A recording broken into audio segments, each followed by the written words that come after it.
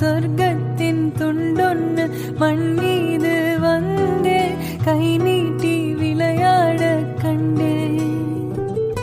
இன்பத்தின் அர்த்தங்கள் உன் முத்தம் என்றே முத்தாட பித்தேறினே. நீ பேசும் பேச்சா கேட்டா போதும் நான் கொண்ட எல்லா துன்பமும் தீரும். உன் பாதோ வீட்டில் வந்தா போதும் உனக்காக